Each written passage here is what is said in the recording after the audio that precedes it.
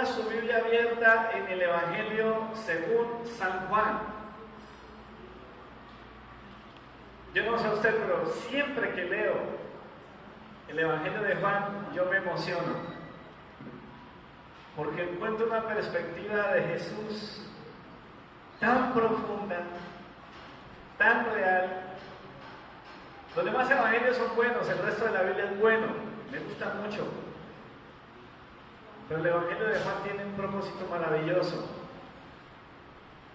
Cuando usted estudia la Escritura se da cuenta que el Evangelio de Mateo, el Evangelio de Marcos, el Evangelio de Lucas, cada uno tiene un propósito. Y el propósito del Evangelio de Juan es reconocer la divinidad de Jesús, la divinidad de Cristo. Así que prepárese. ¿Por qué poner en Cristo nuestra confianza? Es una pregunta que ha desencadenado una serie de predicaciones y que seguramente en el mundo no bastará el tiempo para terminar de explicar por qué Cristo es la razón de nuestra esperanza. Hay libros completos de muchas páginas dedicados a explicar por qué Cristo es la razón de nuestra esperanza.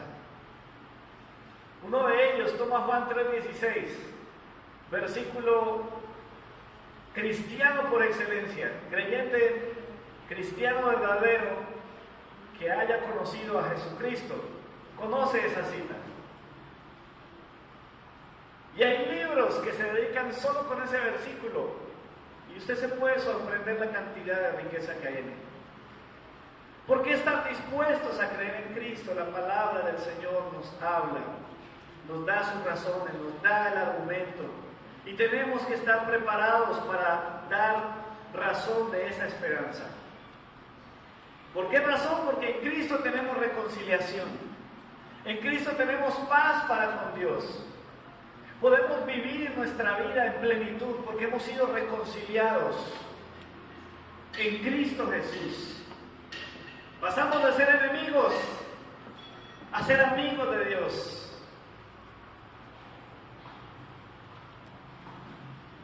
Cuán bueno fuera que esta fuera la realidad de Colombia en medio de este conflicto.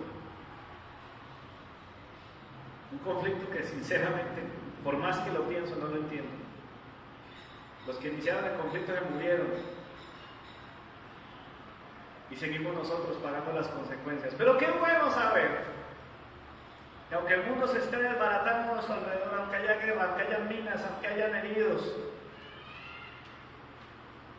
aunque haya muchos soldados caídos en el ejército de Dios, ni la vida, ni la muerte, ni lo alto, ni lo profundo, ni ninguna otra cosa creada podrán separarnos del amor de Dios que es en Cristo Jesús. ¿Cuántos pueden dar un aplauso a Cristo? Yo no sé cómo podemos, amados, yo no sé cómo podemos tener tanta esperanza y no estallar de gozo cada vez que la hablamos. ¿Cómo podemos retener la alabanza a Dios cuando la Escritura declara que si alguno está en Cristo, nueva criatura es? Las cosas viejas pasaron y aquí todas son hechas nuevas. ¿Dónde está eso, iglesia? A ver, 2 Corintios 5:17.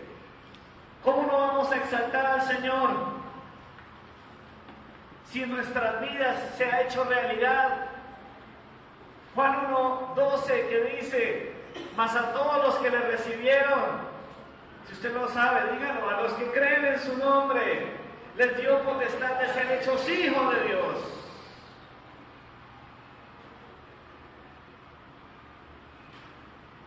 ¿Cómo no exaltar a Dios cuando ya no necesitamos matarnos pensando en cómo hacer sacrificios, cómo ocultar nuestros pecados delante de Dios a través de cosas religiosas? Ya no necesitamos eso porque dice la Escritura que Cristo entró al lugar santísimo como sumo sacerdote y se entregó a sí mismo como un solo sacrificio, una vez y para siempre. Dice la Escritura que Él es el Cordero que quita nuestro pecado. Porque la paga del pecado es muerte, mas la dádiva de Dios es vida eterna en Cristo Jesús. Romanos 6:23. Y lo más hermoso es que la bendición, la cobertura de la salvación que Dios pone en tu vida, cubre tu casa. Amén. No nos vamos solos. Yo tengo fe, yo tengo esperanza que mis familiares, que mis amigos, la gente que está cerca de mí, la gente que amo, en el nombre de Jesús yo declaro bendición.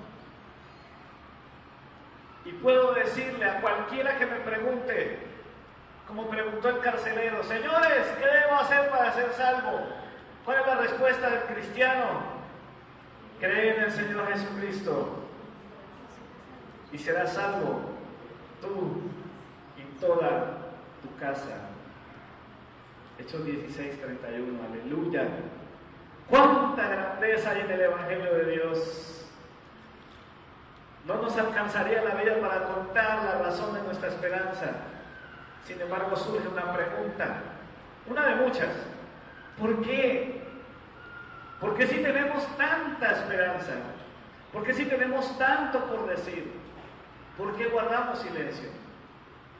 ¿Por qué es tan poca la efectividad de la presencia cristiana en el mundo que estamos, en nuestra ciudad? Hace poco, hablando con un pastor, él decía: es increíble, Bogotá, la capital de nuestro país,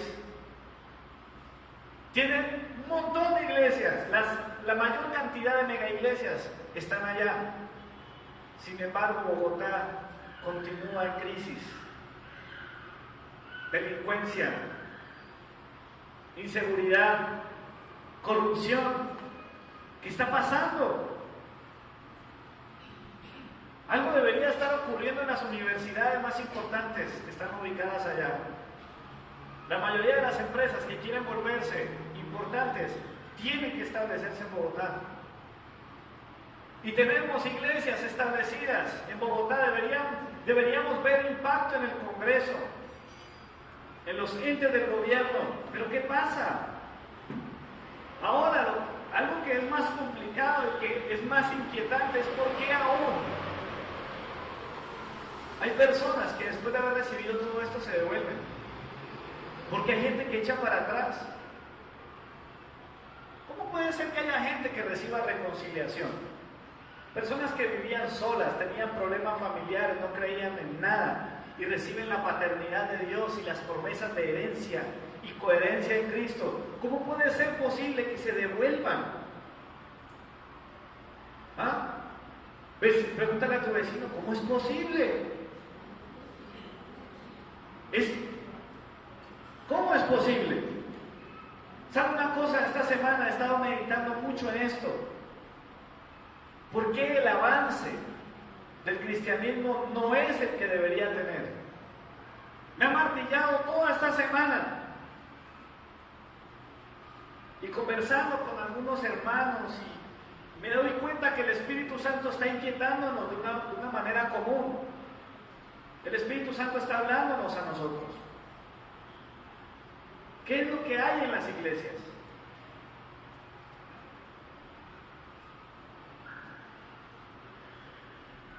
¿Las iglesias están llenas de discípulos de Cristo o clientes del cristianismo?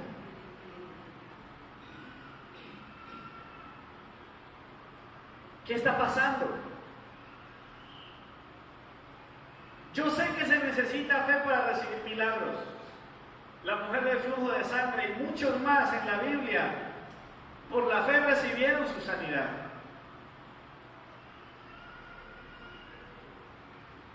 Pero pasa mucho como en la historia de los leprosos, de Lucas 17.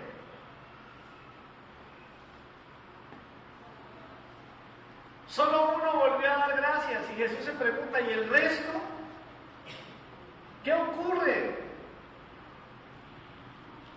¿Qué está pasando? Por favor, si usted pone títulos a las notas de sus mensajes, coloque este título a manera de pregunta: ¿discípulo de Cristo o cliente del cristianismo? Me parece una forma muy particular de titular este mensaje. Quiero que busquemos un texto en la palabra. Ya tenemos abierto Juan. Abra por favor el capítulo 6, versículo 66. 666. La marca de la bestia, dirían algunos, ¿no? Juan capítulo 6, versículo 66. Hay cristianos supersticiosos, ¿sabía? Yo sé que aquí no, pero hay lugares donde sí. San Juan capítulo 6, versículo 66. Si ya lo encontró, dígame.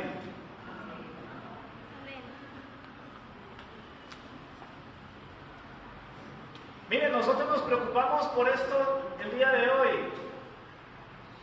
pero esta preocupación no es nueva. Uno como pastor se pregunta muchas veces por qué hay tanta deserción, por qué hay tan poco compromiso. Pero es que Jesús, el pastor de pastores, el buen pastor, también vivió esto. Versículo 66 de Juan dice: desde entonces muchos de sus discípulos volvieron atrás y ya no andaban con él.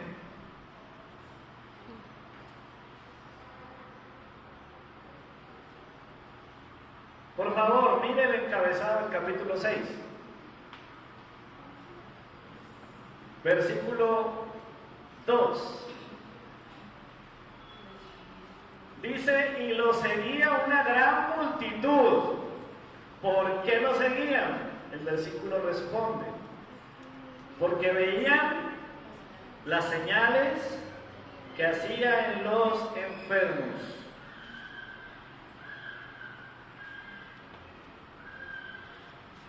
Hay multitudes detrás de Jesús. ¿Pero por qué?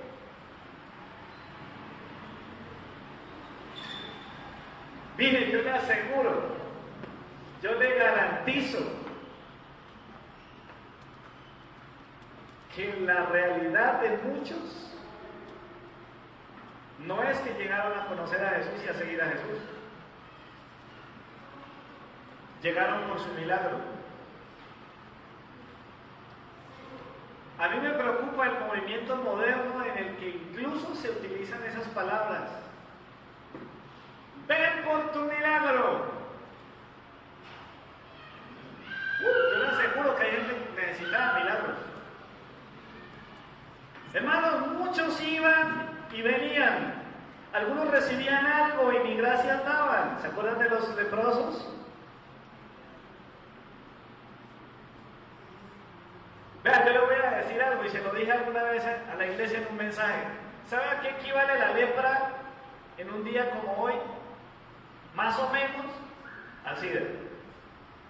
Una cosa incurable, terrible, destructiva, degenerativa. Jesús sana a un puñado de leprosos y solo regresa uno. Hermano, una evidencia, si usted quiere saber si es discípulo de Cristo o cliente del cristianismo, analice esto. Una evidencia clara de que alguien es discípulo de Cristo es que permanece con Él, pase lo que pase. Ah, que estamos bien, estoy con el Señor. Ah, que estoy en crisis, sigo con el Señor. Ah, que todo está marchando, que todo fluye, como dicen algunos. Amo a Cristo. Ah, empezó una crisis, dificultades, recesiones, sigo con el Señor. ¿Y sabe qué pasa? Son gente que se une al trabajo de Dios. Son gente que se une a Cristo como un equipo. Miren lo que dice el versículo 10. Entonces Jesús dijo a quienes, a los discípulos, hacer recostar a la gente. Había mucha hierba en aquel lugar y se recostaron como en número, ¿cuántos? Como 5,000 hombres.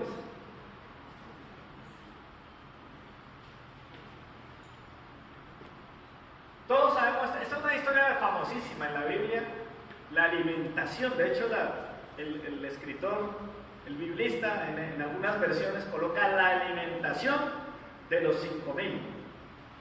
Yo creo que ese título sirve para ubicar el relato, pero no para hallar la realidad de lo que vamos a hablar esta mañana. Repito, no estoy desacreditando para nada. Gloria a Dios por los títulos, a mí me han ayudado muchas veces. Usted intenta encontrar una cita en la Biblia y usted busca el título, ay, eso está en la alimentación de los 5,000. Usted se va por el Evangelio, no. Ah, aquí está la alimentación de los 5,000. Pero ¿qué pasa? Lo profundo no está esencialmente en que esta gente haya comido.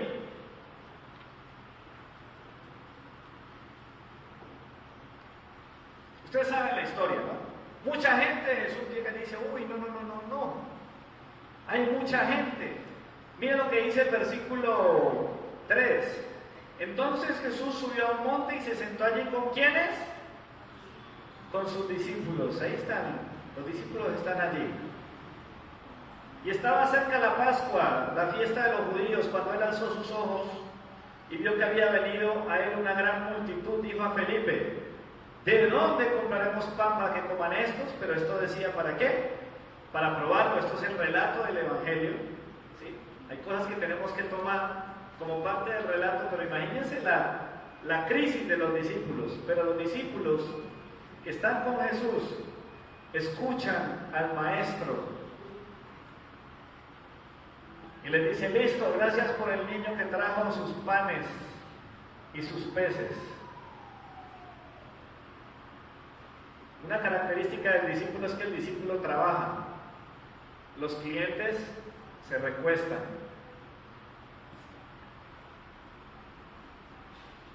¿Aló? Es así de sencillo. Jesús le dice a los discípulos que se recuesten. Se les ve el hambre por la cara. Amados hermanos, nosotros tenemos que revisar lo que somos. ¿Por qué razón? Porque nosotros ya no estamos para recostarnos a recibir milagros del Señor. Nosotros estamos es para ser distribuidores de la gloria del Señor. Todos sabemos, es que es increíble. Yo no he logrado descifrar la manera como este milagro se vivió. Es muy difícil hasta imaginarlo. Me parece, no sé, Jesús partiéndole la cabeza al pescado y arrancando un pedazo y el pez creciendo en su mano. Y el pez creciendo y el pez creciendo. Yo no sé, yo le boto corriente a eso, hermanos. Estaba sucediendo algo sobrenatural y cuando Dios hace algo sobrenatural, los discípulos obedecen. Yo le pregunto a usted algo, ¿qué es más sobrenatural? ¿Que se multiplique la comida o que su alma haya sido salvada por la sangre de Cristo? ¿Que su pecado haya sido borrado? ¿Que usted hoy sea adoptado hijo de Dios? Nuestra labor como discípulo es distribuir. ¿Por qué el Evangelio dice ir por todo el mundo predicando el Evangelio? Porque es que tú recibes una buena noticia. Tú recibes una bendición y nuestra misión es distribuir. Miren lo que dice aquí el versículo 11. Este es un texto. Yo le quiero inquietar algo. Por favor, evite leer la Biblia como usted lee el periódico, lee una revista cualquiera. Deténgase. Analice cada detalle. Miren lo que dice. Tomó Jesús aquellos panes y después de dar gracias los repartió entre quienes. ¿Nota el proceso? El Señor da gracias y lo reparte a los discípulos. Y los discípulos entre los que estaban recostados. De igual manera hizo con los pescados, dándoles cuanto querían. Qué interesante. utilicemos la imaginación. Usted es un discípulo, Jesús le dice vaya, reparta, y la gente está recostada y ellos están repartiendo. Yo no sé si eran porciones iguales, yo no sé cómo era la cosa, pero cuando ellos repartieron al son de qué cosa, de lo que la gente quería. Voy a hacer una comparación. Supongamos que llegan al lugar donde estaba Jairo, Evelyn y la niña. Los discípulos reparten de a pedazos de pescado, pero Jairo dice, nada, écheme otro pedacito. ¿Cualquier parecido con la realidad? No, mentiras. Bueno, pongan atención, miren, los discípulos se encargan de servir, en distribuir, pero la gente se recuesta para recibir y por lo general nunca están satisfechos.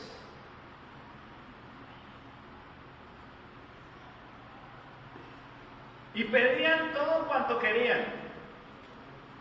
Pero ¿sabe cuál es el problema? ¿Cuánto tiempo les iba a durar la barriga llena? Yo conozco gente que come peor que un comején. Comen ahorita y a las 2 horas ya están otra vez con hambre.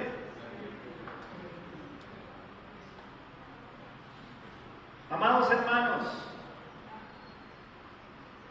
Dios ha estado inquietándome mucho por este tema. ¿Saben por qué? Porque es una responsabilidad mía formar discípulos y no clientes del cristianismo. Yo he entendido, el Señor me ha hecho entender a mí que yo debo tener mucho cuidado con esto. Y como sé, y como dijo Dante Gebel por ahí en algún lugar, yo tengo mi responsabilidad. O yo lo formo a usted como un discípulo de Cristo, o termino convirtiéndolo en algo que no es precisamente un seguidor de Cristo. En una persona que lo único que tiene en su mente es su necesidad. ¿Cuánto quiero? Sírvanme, aquí estoy yo, denme a mí.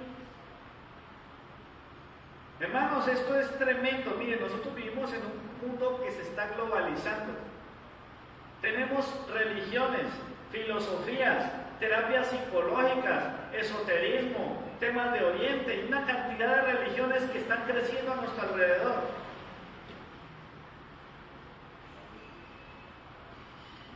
¿Sabe una cosa? Imaginémonos por un momento esto.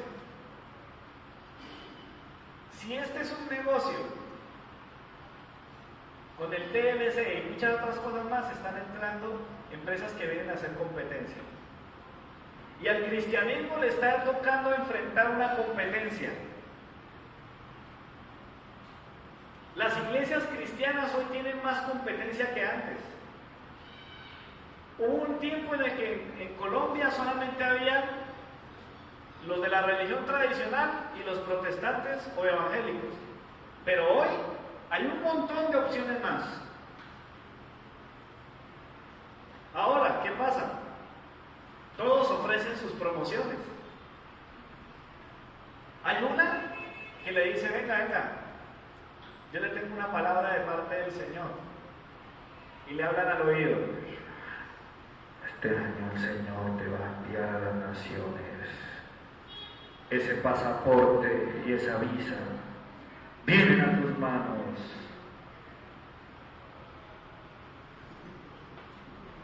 Lo que ya no buscan en el horóscopo lo buscan en una iglesia donde hay gente que torció la idea de la profecía. Lean la Biblia y se va a dar cuenta que la profecía bíblica dista muchísimo de ese tipo de predicciones y casi adivinaciones. Si estuviera el apóstol Pablo en estos tiempos, le haría lo mismo que le hizo a la muchacha de la historia de Pablo y Silas. ¡Aleluya! Espíritu de adivinación.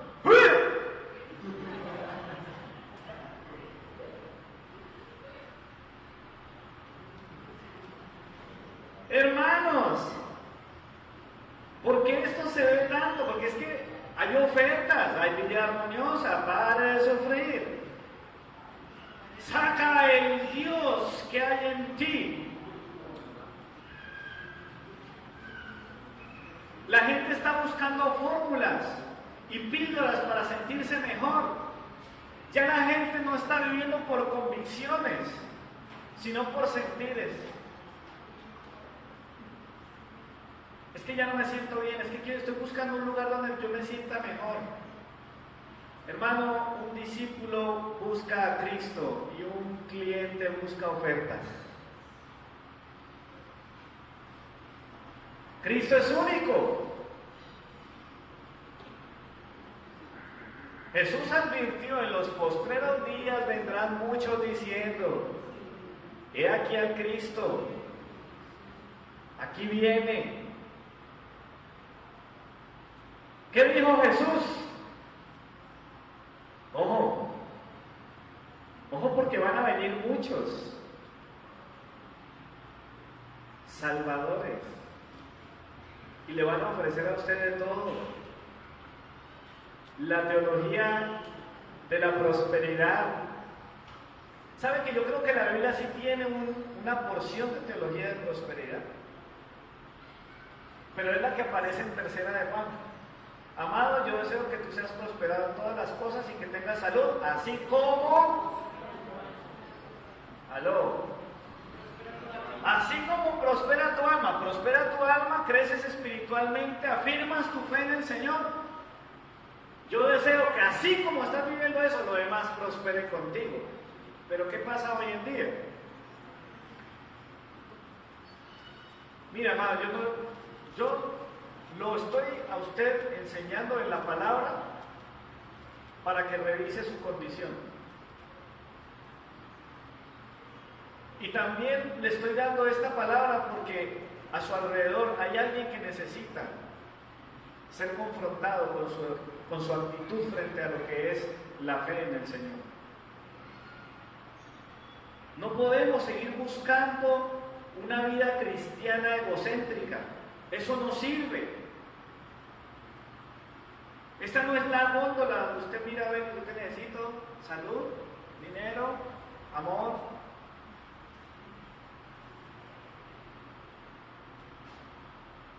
Si no tienes a Dios, no importa cuánto tengas, serás un miserable. Dice Apocalipsis, desnudo.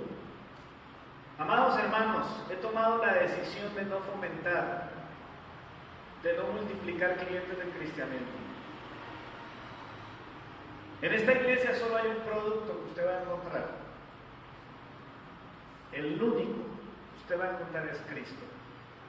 Lo único que vas a encontrar aquí es palabra del Señor. Eso es lo que hay en esta casa. Por eso el mensaje es cristocéntrico. Por eso las canciones son cristocéntricas. ¿Notaron la lista de las canciones? Y vamos a seguir insistiendo que todo lo que hagamos aquí, incluida nuestra oración, sea cristocéntrica.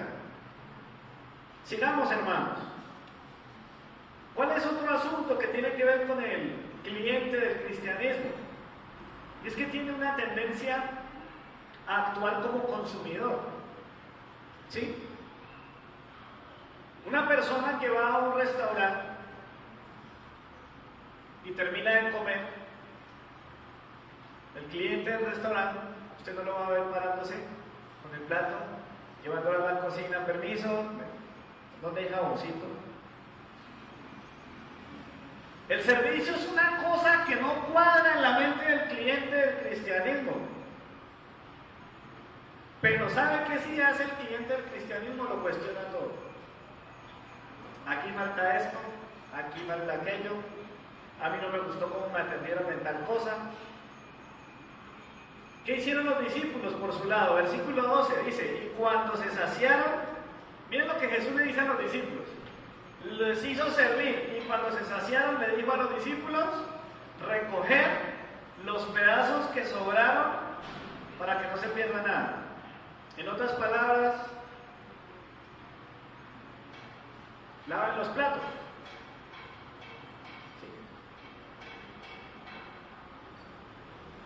El discípulo obedece la voz del maestro. El cliente solamente espera que lo atiendan. Lea por favor el versículo 13.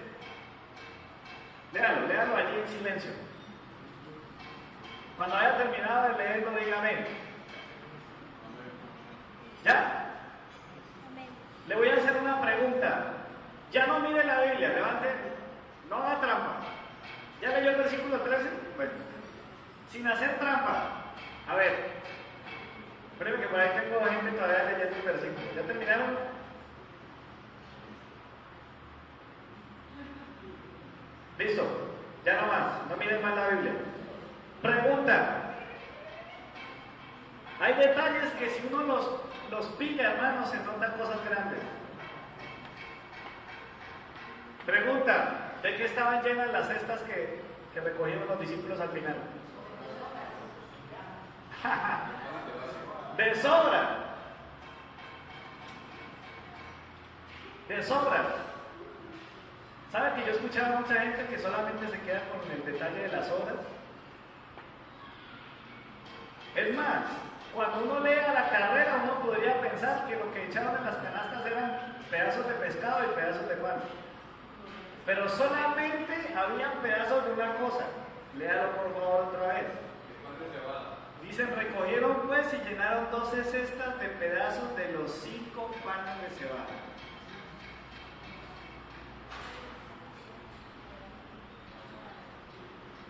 Tenga en cuenta que lo que había en las canastas era ¿qué? Pan. Téngalo presente, por favor, no lo pierda de vista. Sigamos. Quiero que miremos los versículos 14 y 15. Dice, entonces aquellos hombres, al ver la señal que Jesús había hecho, dijeron, verdaderamente este es el profeta que debería venir al mundo. Pero entendiendo Jesús que habían de venir a apoderarse de él y hacerlo rey, volvió a retirarse al monte solo. ¿Sabe que los clientes, cuando se sienten satisfechos, empiezan a dar alabanzas sospechosas? He aprendido eso con la experiencia. Cuando una persona te dice, estuvo chévere, me gustó lo que hiciste, ok, estuvo bacanísimo, y le empiezan a echar a uno flores, he aprendido con la experiencia a sospechar de esas cosas. ¿Sabe? Porque un cliente no está esencialmente dando gracias, lo que está haciendo es garantizar que para la próxima el servicio sea igual o mejor.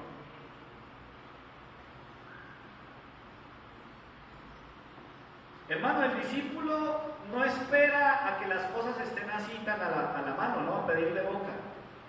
El discípulo da sacrificio de alabanza, haya o no haya pan, haya o no haya pescado, más ajustado a nosotros, haya o no haya carne. Dicen por ahí, no más largo que una semana sin carne. Hermanos, barriga llena o barriga vacía, el discípulo se goza en su Señor. ¿Amén? Amén.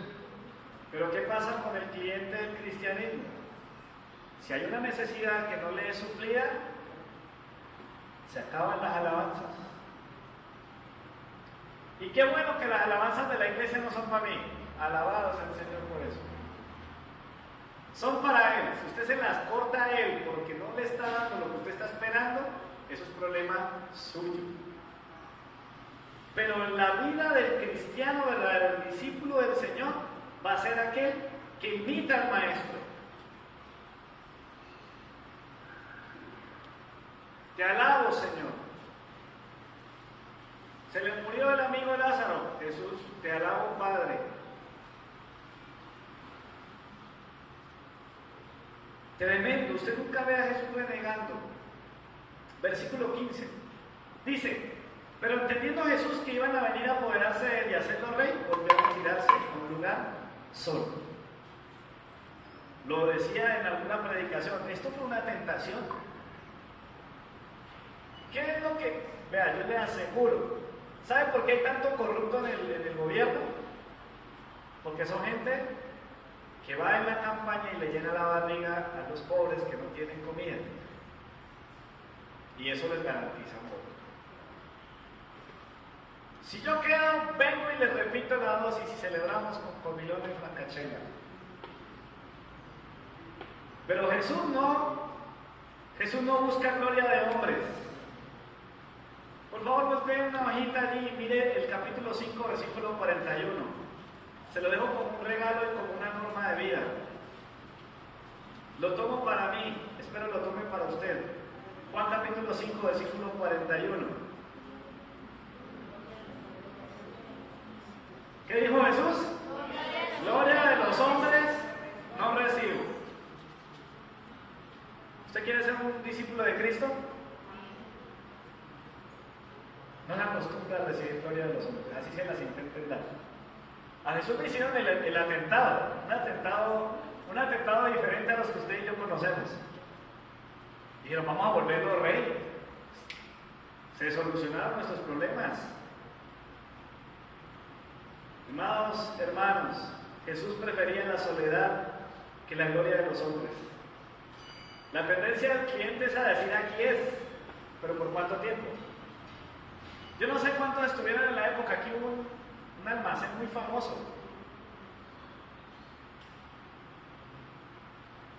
Que tenía una tarjetita. Voy a hacer todo lo posible por evitar dar nombres para que luego no me cobren la cuña. Si por ahí lo susurraron, no lo hagan. Y todo el mundo decía, vamos para allá, eso es lo mejor. Pero después resultó otro almacén. Y entonces se le fueron los clientes del primer almacén al segundo almacén. Y así pasa con los clientes. Abren otro almacén que les ofrece algo aparente mejor, ¿cierto? Allá van a dar. Yo digo que en el mundo de los negocios eso es normal. En la vida natural eso es, ¿cierto? De hecho, usted sería muy cabezón si va y compra en el lugar más caro. Pero estoy hablando de cosas terrenales, pero cuando se trata de Dios, si eres un discípulo de Cristo, Jesús dijo, no puedes servir a dos señores. Si eres cliente del cristianismo, entonces vas a estar buscando y vas a estar mirando. Amados hermanos, ¿cuántos clientes? ¿Cuántos discípulos? Eso está por verse.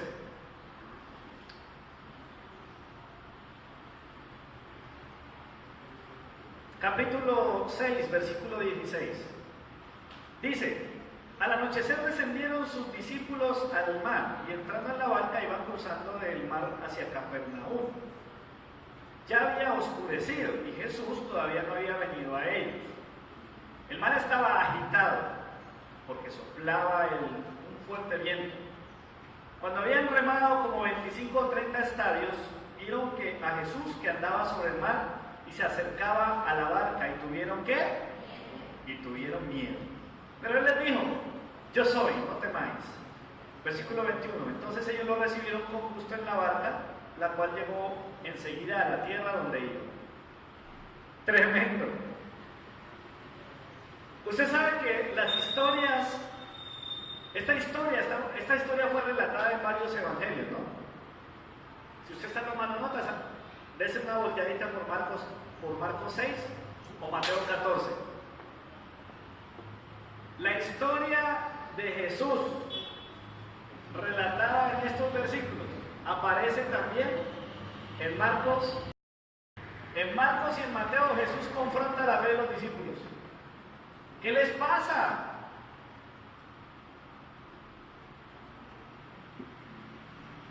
Si hay tempestad y yo estoy con ustedes, ¿qué les pasa? Pedro, si yo te llamé para que caminaras junto a mí, ¿por qué perdiste la fe? ¿Por qué quitaste tu mirada de mí? Yo le voy a dar un datico. Este dato no le gusta a los clientes del cristianismo. Pero a los discípulos de Cristo nos gusta. Cuando llegue una palabra de confrontación a tu vida, una palabra que te sacuda, alaba a Dios. Recíbelo con gusto. Pero hay gente que dice, no, ese mensaje a mí sí no me gustó.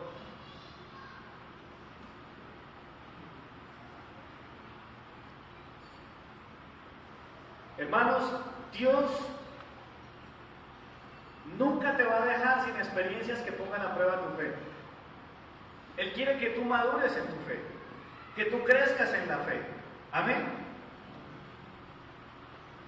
Es para que el Señor se glorifique. Hay situaciones que tú vas a presenciar y te vas a preguntar, ¿qué pasó aquí? ¿Qué mal he hecho yo? ¿Qué mal ha hecho él? ¿Será que hay un pecado de su papá? ¿Qué fue lo que pasó? Y Jesús te va a decir, no fue ni el pecado de él, ni el pecado de su papá, no es el pecado suyo. Esto que estás viviendo simplemente es para que veas mi gloria. Así de simple es. Miren que cuando Jesús pone a prueba la fe de los discípulos, ocurre algo extraño.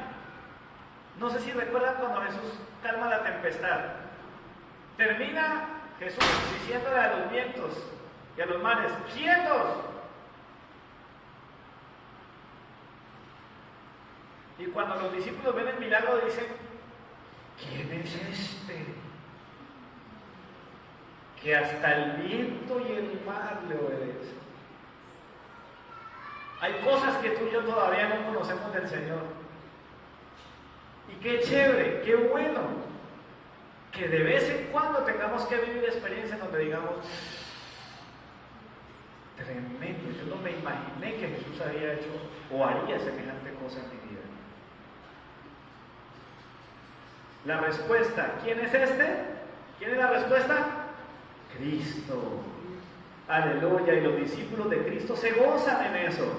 No se preocupe por lo tranquilo del relato, tranquilo, porque lo que viene más adelante va a ser más fuerte. Yo creo que la experiencia de la regañada que Jesús le pega a ellos en la barca no es nada por lo que viene. Vea, yo estoy seguro que cuando este mensaje se hace realidad, uno entiende muchas cosas. ¿Ustedes han escuchado hablar de la gente menos favorecida?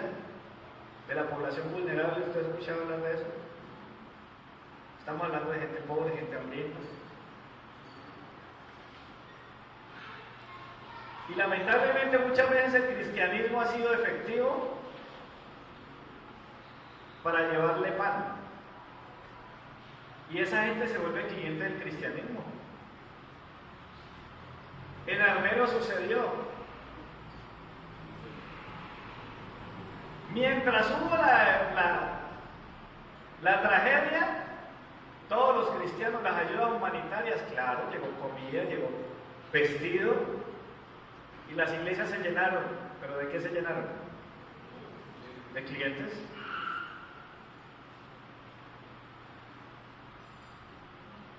Terminaron las ayudas y se fueron los clientes, porque después llegó una entidad diferente.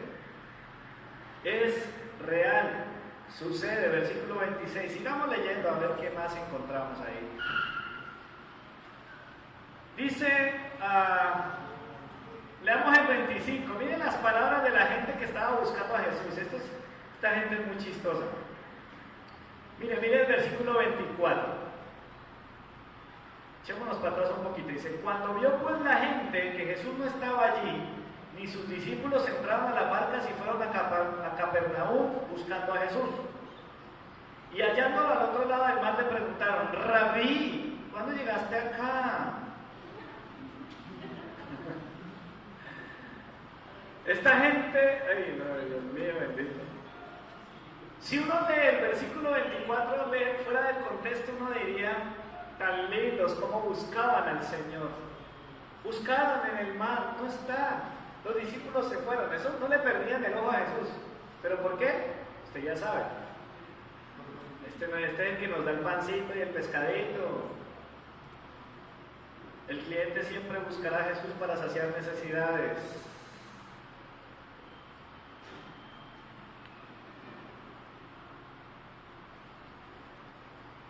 Versículo 25, miren tan aduladores, ¿no? Rabí.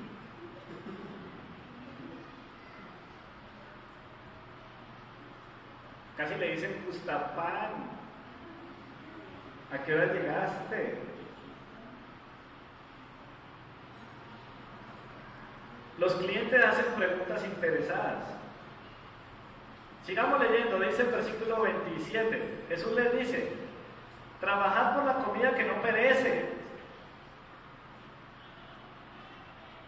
sino por la comida que permanece para vida eterna, la cual os da el Hijo del Hombre, porque a este señaló el Padre.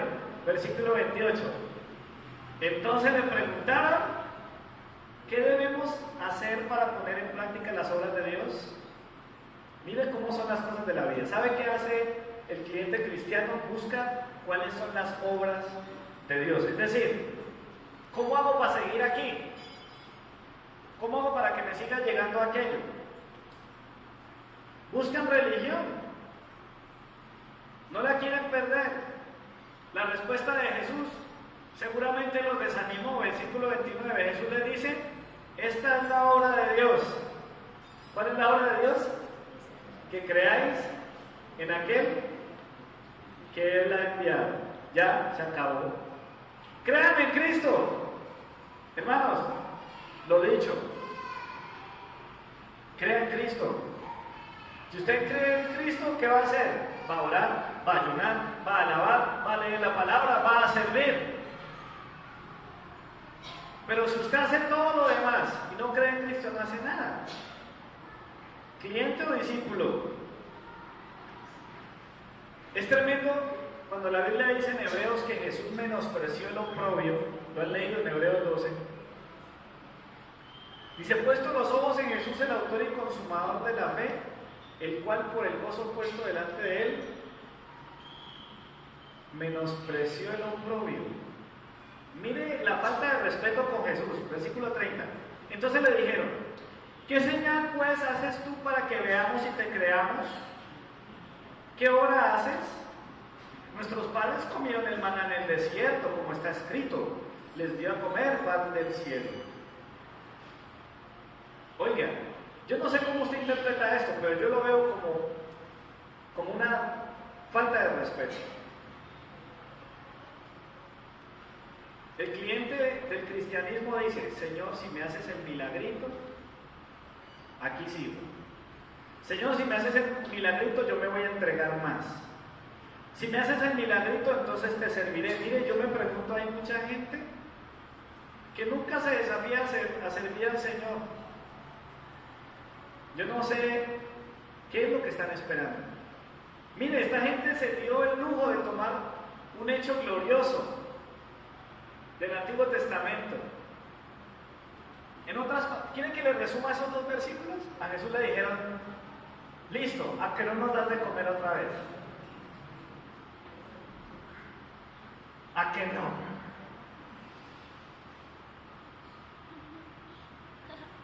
¿Sabe que el cliente del cristianismo se acostumbra a vivir las cosas así? Y cuando las cosas que se hacen así, y siempre se han hecho así, cambian, pasa lo que dice más adelante. Hermanos, tenemos que predicar a Cristo. El ser humano nunca se sacia. Come ahora y luego le da hambre. Solo Cristo puede saciar. Solo Cristo es el maná verdadero del cielo. Un verdadero discípulo se sacia en Cristo y lo tiene todo. Mucha gente se aparta de la fe y de la iglesia. ¿Por qué? Porque ya no les sacia la necesidad y a Jesús se la hicieron. Démosle un salto al versículo 61. Sabiendo Jesús en sí mismo que sus discípulos murmuraban, ojo, estamos hablando de gente que ya tenía título de discípulo. ¿Esto os escandaliza? O como dice otra versión, ¿Esto los ofende? Pues qué, si vieras ver al hombre subir a donde estaba primero, el Espíritu es el que da vida, la carne para nada aprovecha. Las palabras que yo os he hablado son espíritu y son vida. Pero hay algunos de vosotros que no creen, porque Jesús estaba desde el principio y sabía desde el principio quiénes eran los que no creían y quién lo había de entregar. Versículo 65. Y dijo: por eso os he dicho, ninguno viene a mí si no le es dado del Padre. Desde entonces, muchos discípulos volvieron atrás y ya no andaban con él. Y dijo Jesús entonces a los 12: ¿queréis acaso iros también vosotros?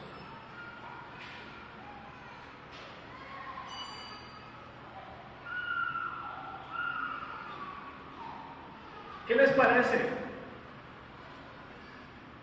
Amados hermanos, una persona que solo busca saciar su necesidad y no quiere a Cristo, terminará yéndose.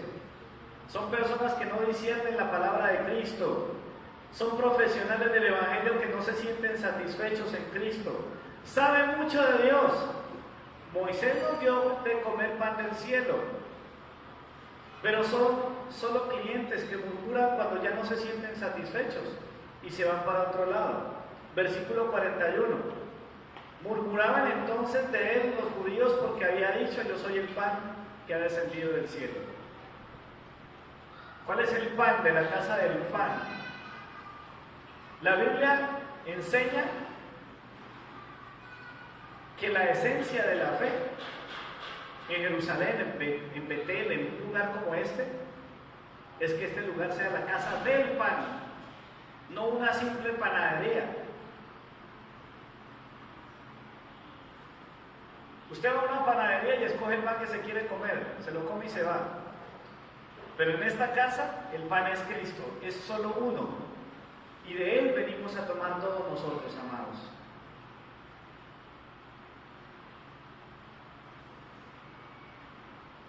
El orgulloso o religioso cliente del cristianismo no tiene lugar ante Jesús. Jesús le dice: ¿usted sabía que cuando alguien viene a mí es porque mi papá lo permite? Lo leímos ahora. Nadie puede venir a mí si no le es dado del Padre. Un problema de por qué a veces las personas no se sacian en Cristo es porque comen en otro lado. ¿Qué pasa si usted espera comer a alguien en su casa y esa persona llega y no come? Hay dos opciones: o no le gusta lo que usted le sirvió, o ya comió en otro lado.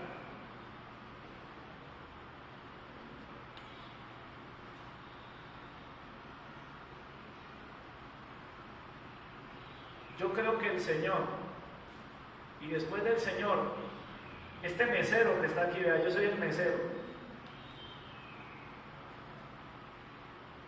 Muchas veces nos quedamos esperando con la comida servida. Pero tristemente hay clientes del cristianismo que ya no les gusta la comida que se sirve.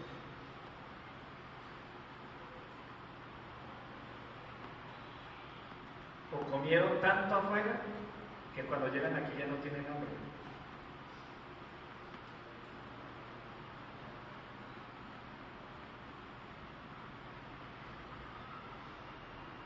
Versículo 56. El que come mi carne y bebe mi sangre permanece en mí y yo en él. Como me envió el Padre viviente y yo vivo por el Padre, asimismo el que me come, él también vivirá por mí. Este es el pan que descendió del cielo, no como vuestros padres comieron el maná y murieron. El que come este pan vivirá eternamente. Jesús le volteó la torta a todos esos hambrientos que habían ahí.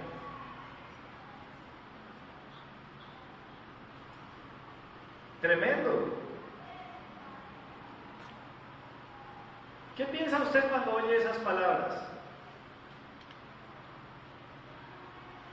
¿Sabe qué dijeron los discípulos? Versículo 60. Al oír esto, muchos de los discípulos dijeron, ¿qué dijeron? Dura es esta palabra, ¿quién la puede oír? Jesús, a quien no podemos engañar, pregunta, versículo 61. Sabiendo Jesús en sí mismo que sus discípulos murmuraban de esto, les dijo, ¿esto os ofende? Vea, ¿sabe? Hay un dicho colombiano muy particular, dice, al que le caiga el guante, que se lo chante. Jesús estaba rodeado de mucha gente, de discípulos que no le creían, dijeron, este no es el hijo del carpintero, este tan atrevido, que es que el pan del cielo, ¿cómo así? Si nosotros comemos maná y no sé qué más. Si alguien se ofende, es porque le cayó el guante. Hermanos, el Espíritu da vida. Esta palabra te puede dar vida. ¿Se acuerdan que les dije, mira, un discípulo recibe el pan? ¿Qué sobraron en las cestas? ¿Por qué sobró el pan? Porque la gente se sació. No, ya no quiero más. Pero al rato, al día siguiente, estaban buscando a Jesús otra vez. ¿A que no vuelves a darnos comida? Y Él les dice, listo, ¿quieren que les dé algo que nunca les va a volver a dar hambre jamás? ¿Quieren que los sacie definitivamente? Recíbanme a mí.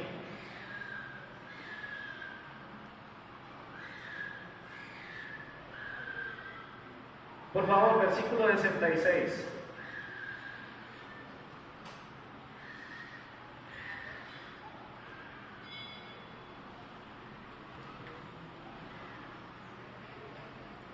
Dice la Escritura, desde entonces muchos de sus discípulos volvieron atrás y ya no andaban con Él.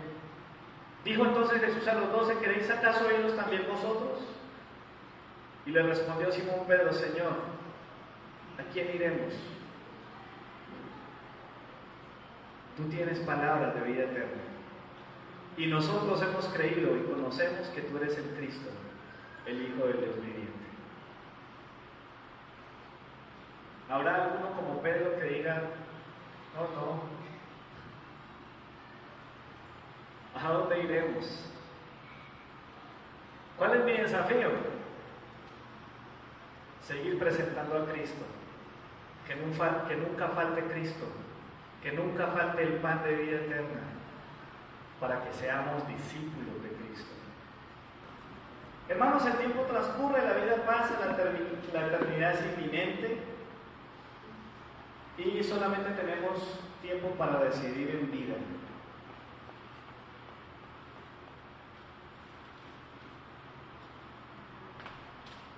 Dios sabe quién es un discípulo y sabe quién es solamente un cliente del cristianismo.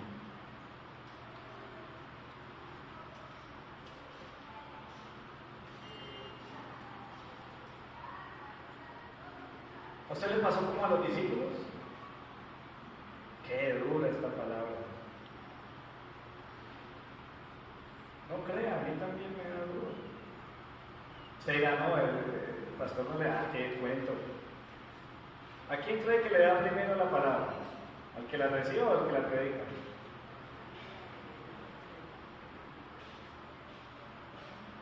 Hermanos, como les he dicho, yo de todo corazón, yo quiero bendecirlos a ustedes. Y sabe una cosa, le voy a dar un ánimo pequeño. No son muchos los discípulos realmente. Si usted se pone a ver, en realidad, en proporciones,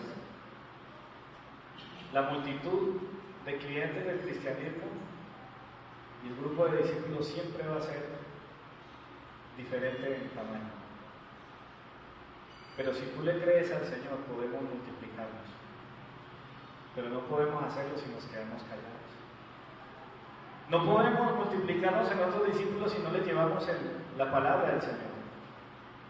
Tenemos que predicar, enseñarles que guarden todas las cosas que Él nos ha mandado. Yo sé que Dios ha ministrado el corazón de la iglesia con varios mensajes.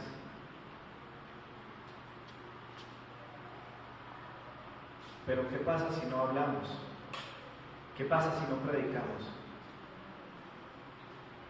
Moriremos solos. Yo quiero invitarlo para que se ponga de pie, por favor. Vamos a terminar orando al Señor.